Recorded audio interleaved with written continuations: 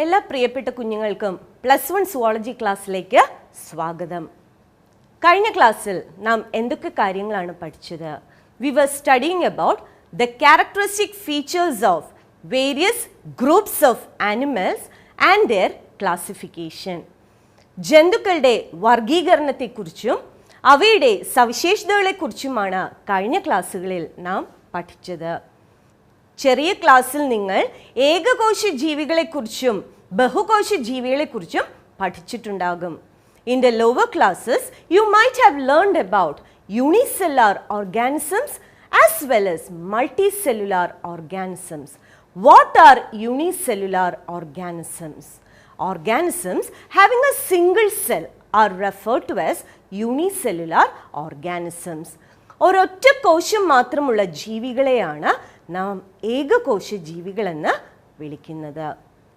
In these unicellular organisms, it is the single cell which performs all the life activities like respiration, circulation, excretion, etc.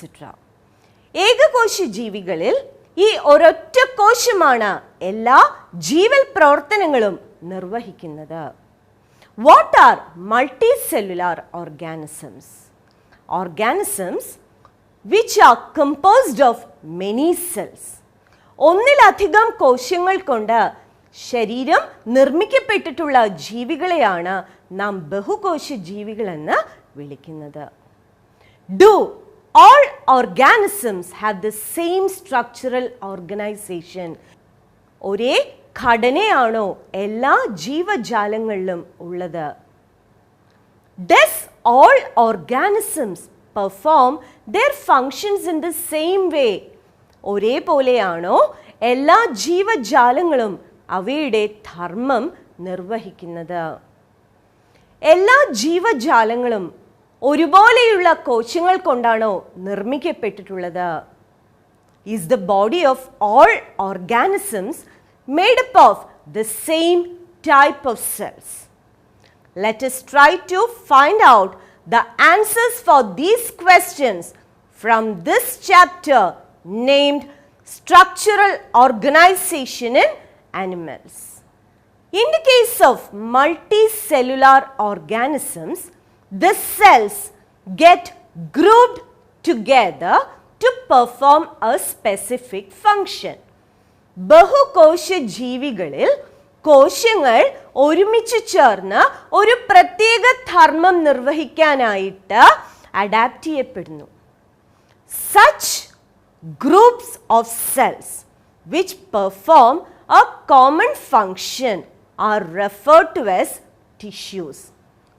Such groups of cells which get adapted to perform a specific function are called tissues. ഇങ്ങനെ ഒരേ ധർമ്മം നിർവഹിക്കുന്നതിന് വേണ്ടി ഒരുപോലെയുള്ള ഘടനാപരമായ മാറ്റങ്ങൾ സംഭവിച്ച ഈ കോശങ്ങളെയാണ് കലകളെന്ന് വിളിക്കുന്നത്. What do you call the study of tissues? The study of tissues are referred to as histology. കലകളെക്കുറിച്ചുള്ള പഠനമാണ് histology. All complex animals are made up of 4 basic types of tissues. All complex animals are composed of 4 basic types of tissues. Let us see which are these tissues.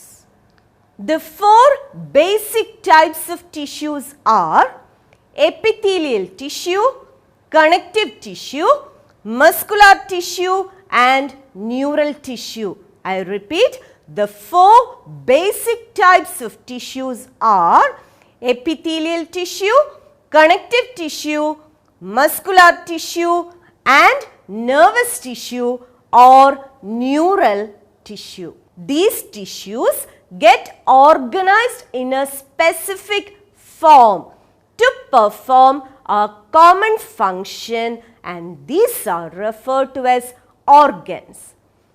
These tissues get organized to form organs like stomach, kidney, heart and so on. കലകൾ ഒരുമിച്ച് ചേർന്ന് അവയവങ്ങൾ രൂപപ്പെടുന്നു. അവയവങ്ങൾക്ക് ഉദാഹരണങ്ങളാണ് ആമാശയം, വൃക്ക, ഹൃദയം തുടങ്ങിയവ. When two or more organs perform a specific function by their physical or chemical interaction or coordination, it is referred to as an organ system. When two or more organs work together, get associated together, either physically or chemically, to perform a specific function, it is referred to as an organ system. ഈ അവയവങ്ങൾ തമ്മിൽ interact ചെയ്യുകയും പൊതുവായ ഒരു ധർമ്മം നിർവഹിക്കുകയും ചെയ്യുമ്പോൾ അതിനെ നാം അവയവ വ്യൂഹം എന്ന് വിളിക്കുന്നു. For example, circulatory system, muscular system and so on. Structure of cells will vary according to their function. അവയുടെ ധർമ്മം അനുസരിച്ച് കോശങ്ങളുടെ ഘടന മാറുന്നു. Now, let us study the structure of these different types of tissues, starting with epithelial tissue. നമുക്ക് ഓരോ കലകളുടെയും ഘടനയെക്കുറിച്ച് പഠിക്കാം. നാം ആദ്യം എപ്പിത്തീലിയൽ ടിഷ്യൂവിനെ കുറിച്ചാണ് പഠിക്കാനായി പോകുന്നത്. Epithelial tissue has a free surface which either faces a body fluid or the outside environment. Epithelial ടിഷ്യൂവിന് ഒരു ഫ്രീ സർഫസ് ഉണ്ട്.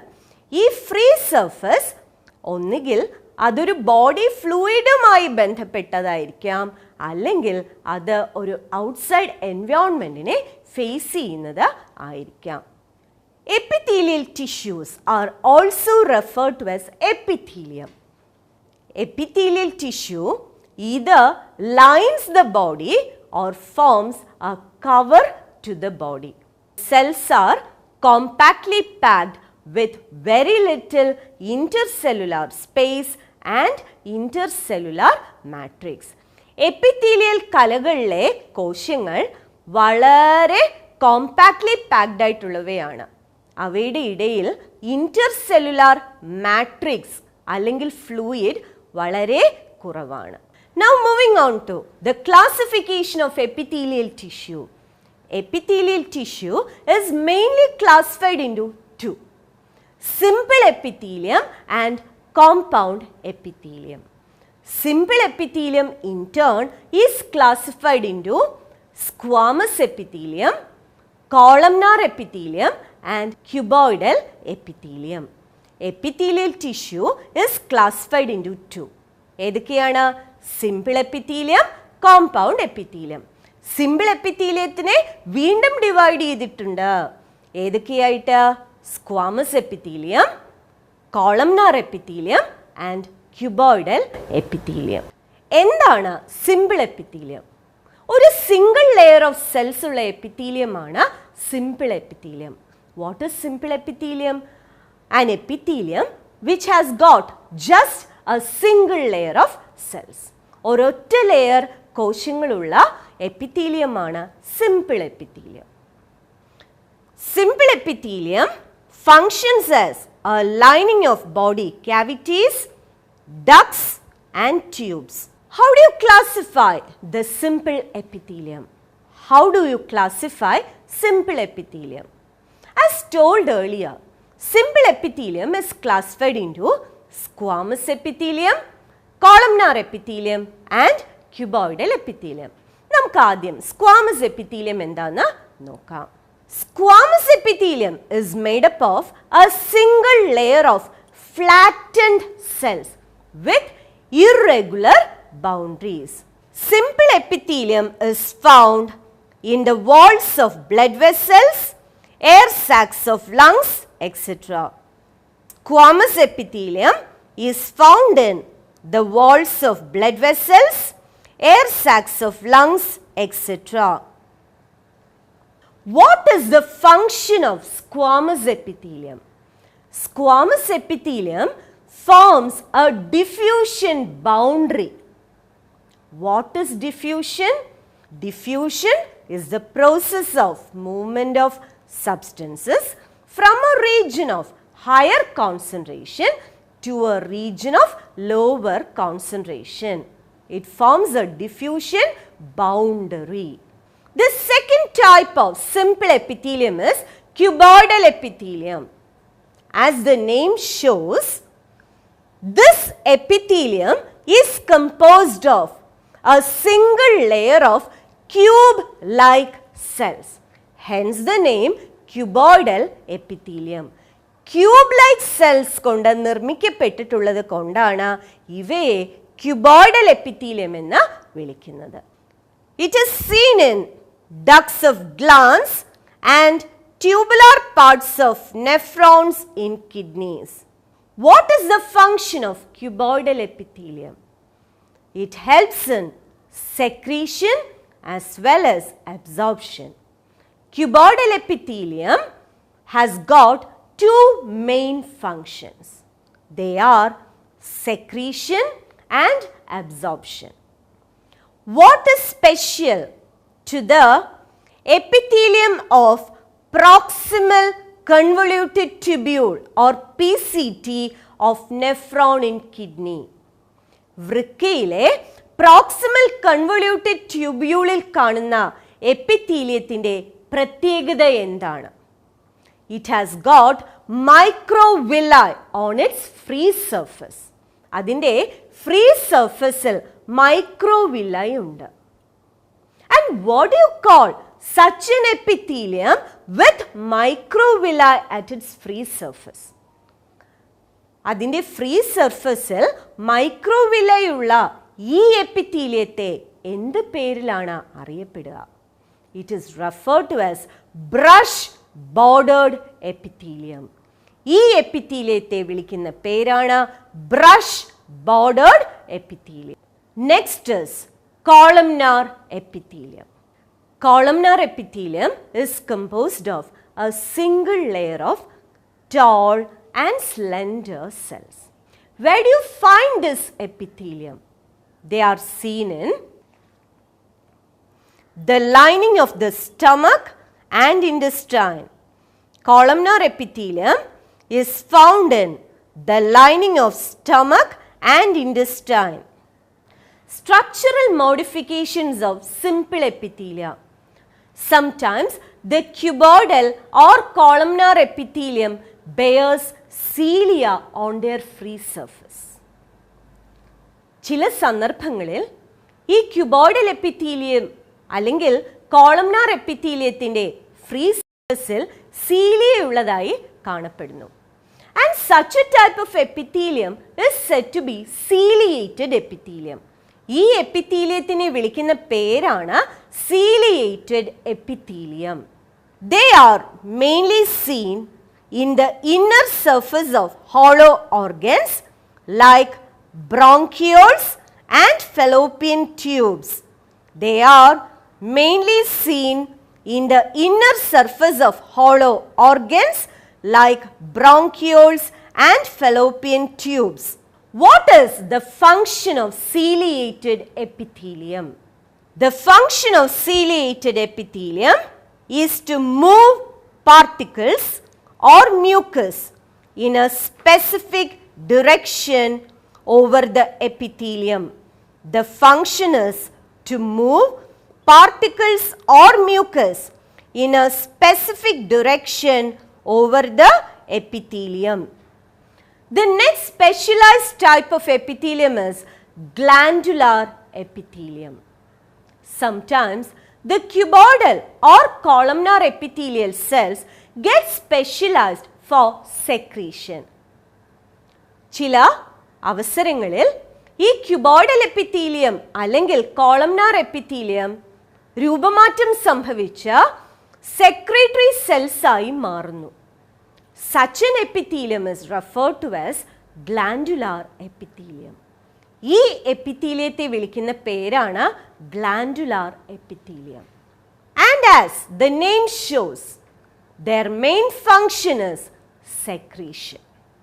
Glandular epithelium may be unicellular or multicellular in nature.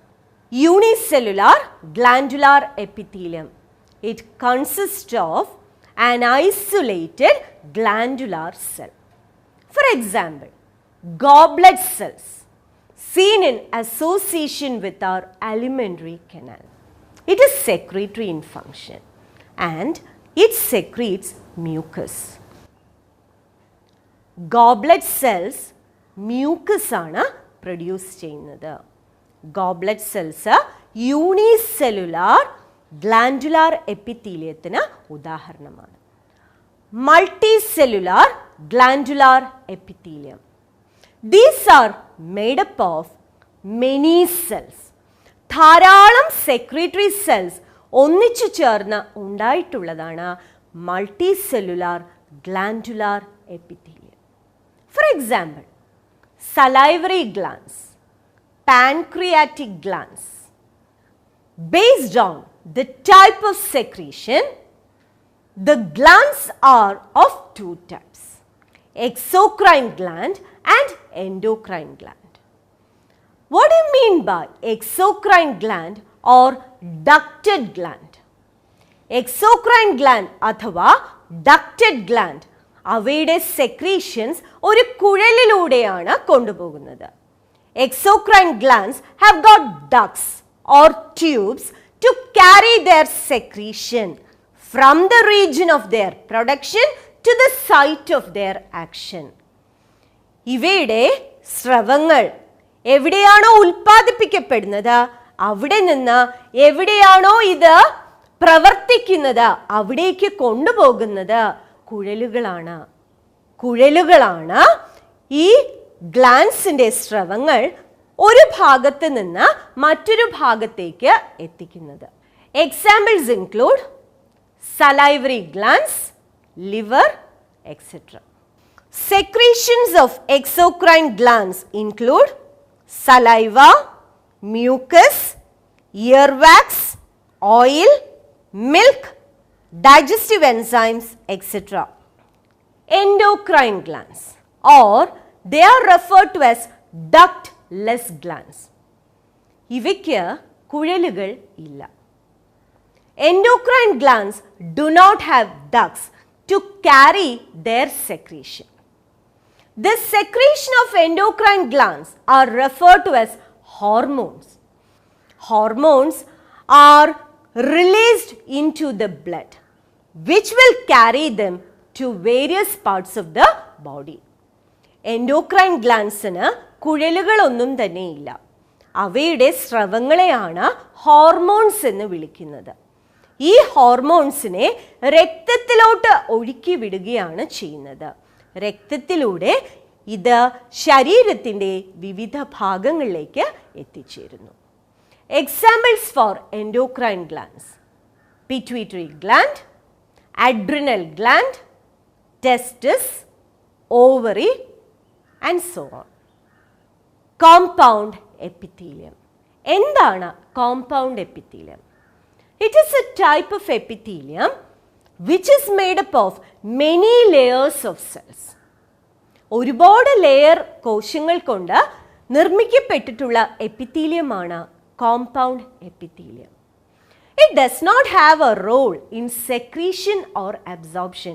ഇവയ്ക്ക് സെക്രീഷനിലും അബ്സോർപ്ഷനിലും വലിയ പങ്കൊന്നും വഹിക്കാനായിട്ട് ഇല്ല. Then what is its function? The main function of compound epithelium is to protect the underlying tissues from mechanical and chemical stress. അവയുടെ പ്രധാന ധർമ്മം എന്ന് പറയുന്നത് അവയ്ക്ക് തൊട്ട് താഴെ കാണുന്ന ബാക്കി കലകളെ സംരക്ഷിക്കുക എന്നുള്ളതാണ്.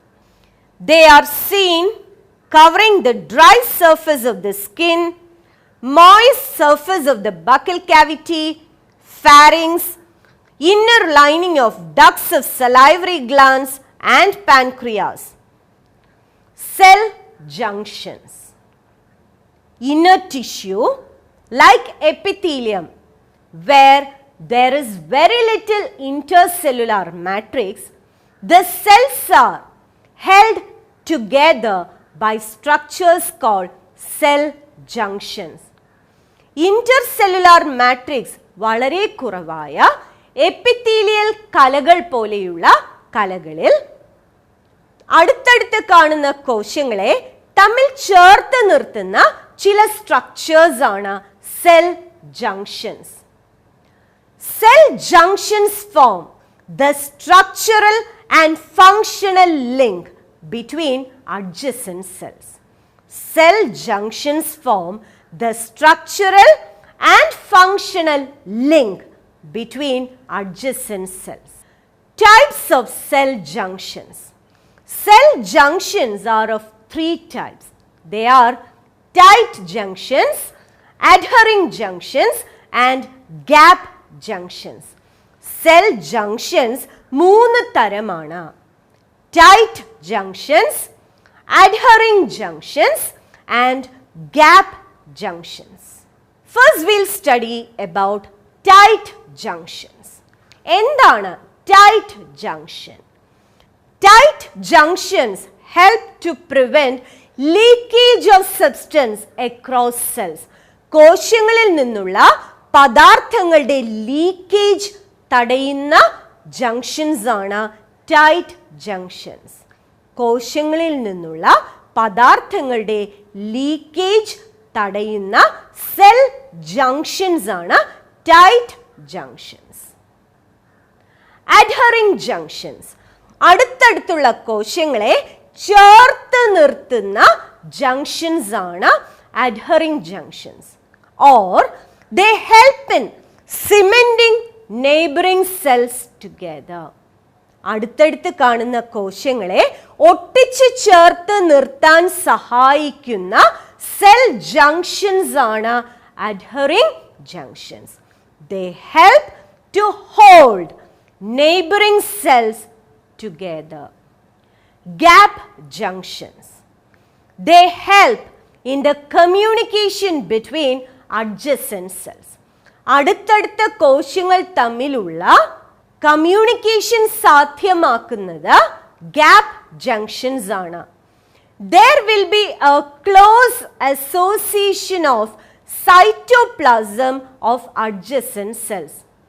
Gap junctions provide close association between the cytoplasm of adjacent cells. അടുത്തടുത്ത കോശങ്ങളിലെ സൈറ്റോപ്ലാസം തമ്മിലുള്ള ഒരു കമ്മ്യൂണിക്കേഷൻ സാധ്യമാക്കുന്നത് ഗ്യാപ്പ് ജംഗ്ഷൻസ് ആണ്. അതുകൊണ്ട് തന്നെ ഒരു കോശത്തിൽ നിന്നുള്ള പദാർത്ഥങ്ങൾക്ക് മറ്റൊരു കോശത്തിലേക്ക് എത്തിച്ചേരാനും ഈ gap junction സഹായകരമാകുന്നു.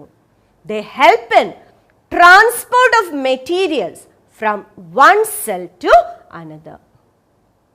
What all things did we learn today? ഇന്ന് നാം എന്തൊക്കെ കാര്യങ്ങളാണ് പഠിച്ചത്? We studied about tissues. എന്താണ് കലകളെന്ന് പഠിച്ചു. Tissues are a group of cells performing a specific function. ഈ ടിഷ്യൂസ് ഒരുമിച്ച് ചേർന്ന് ഒരേ ധർമ്മം നിർവഹിക്കുമ്പോൾ നാം അതിനെ ഓർഗൻസ് എന്ന് വിളിക്കുന്നു. ഒന്നിൽ കൂടുതൽ ഓർഗൻസ് ഒരേ ധർമ്മം നിർവഹിക്കാനായി സ്പെഷ്യലൈസ് ചെയ്യപ്പെട്ടപ്പോൾ അത് ഓർഗൻ സിസ്റ്റമായി മാറി. എല്ലാ ജന്തുക്കളുടെയും ശരീരം 4 കലകൾ കൊണ്ട് നിർമ്മിക്കപ്പെട്ടിട്ടുള്ളതാണെന്ന് നാം കണ്ടു. ഏതൊക്കെയാണ് ഈ കലകൾ? Epithelial tissue, connective tissue, muscular tissue and neural tissue. The body of all animals are basically made up of 4 types of tissues: epithelial tissue, connective tissue, muscular tissue and neural tissue. Then we studied about epithelial tissue and their types. The different types of epithelial tissue are simple epithelium and compound epithelium. Simple epithelium includes squamous, columnar and cuboidal. പിന്നെ നമ്മൾ glandular എപ്പിത്തീലിയത്തെ കുറിച്ച് പഠിച്ചു. Glance 2 തരം ഉണ്ടെന്ന് പഠിച്ചു. Exocrine glands and endocrine glands. അതിനുശേഷം നമ്മൾ cell junctions എന്താണെന്നും അതിൻ്റെ 3 ടൈപ്പ് ഏതൊക്കെയാണെന്നും പഠിച്ചു. Which are the 3 types of cell junctions? They are tight junctions, adhering junctions and gap junctions. തുടർ പ്രവർത്തനങ്ങൾക്കായി ചില ചോദ്യങ്ങൾ രേഖപ്പെടുത്തിക്കൊള്ളുക. Please note down these questions.